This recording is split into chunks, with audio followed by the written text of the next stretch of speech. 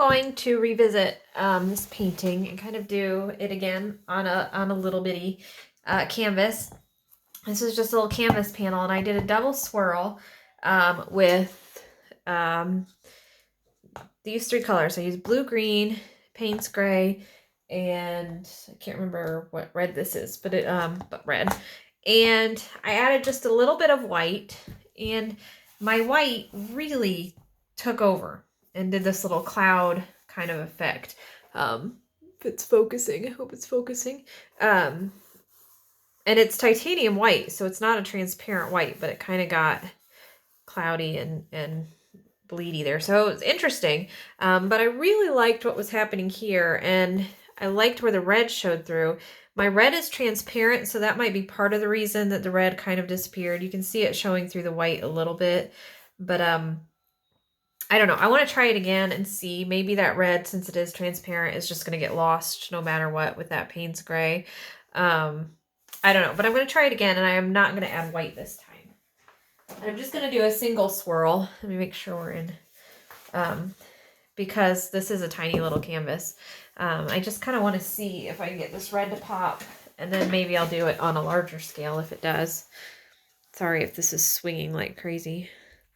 Zoom in here a little bit. So this is my little 3 compartment cup. This is just a formula cup travel container. I'll link to the Amazon in the description bar, but you can also get them in Walmart with the baby items. They're usually by the bottles. But they're really great for doing triple swirls and double swirls. So I didn't go in any order last time. I think I might this time and keep that red away from the Payne's gray. So I think I might do Payne's gray on the outside and red on the inside. So, oops, so I need red first, right? Yeah. First in, last out. I have to tell myself every time I do a swirl. First in, last out. And these are mixed thicker. If you're looking at it and you're like, that looks really thick, that's because it is. When I do swirls where I don't want cells, I mix my paint thicker, and it's just mixed with water. There's no Floetrol, and there is no silicone. Just good old paint and water. I want it to be flowable, but thick enough that cells aren't going to form. That was my goal. One more little thing of red. And then we'll move on to some Payne's gray. So I'll have the teal or the blue-green throughout most of it. I might do a line of red in the Payne's gray just to see. In fact, I will, just because I want to see.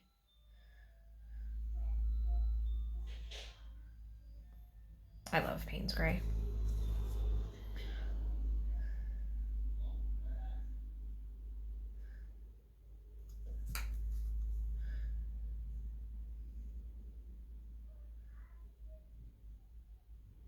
Now the blue-green, I believe, is the only opaque color. I know Payne's gray is transparent, red is transparent, but I think this blue-green is, I'm pretty sure it's opaque. But it didn't take over either. I mean, white and Payne's gray were kind of the ones that do one little red stripe. Let's make it a little thicker. And then we'll do the rest Payne's gray. And I think this is plenty. This might be too much for that tiny little canvas. We shall see. Okay. Zoom out here a little bit. Okay, and I'm going to pour from this corner where I, move my chair over. I'm going to pour from this corner where I poured into so that the paint is really right where I put it, coming out in that order. If that makes sense. Okay. Yeah.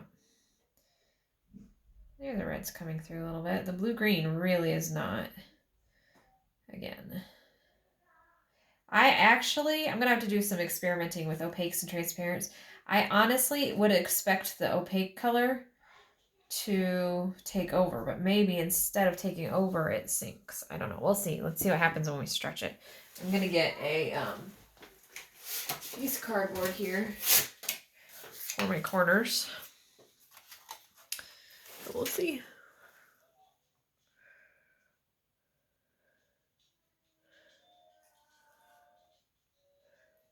I do love these colors together. Ooh, that's really pretty, isn't it?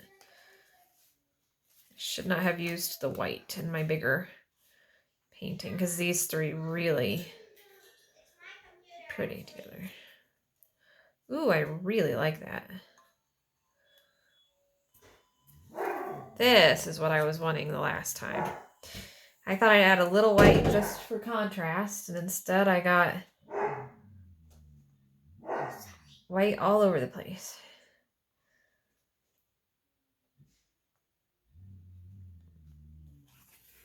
All right, one more corner. Oh, I love this.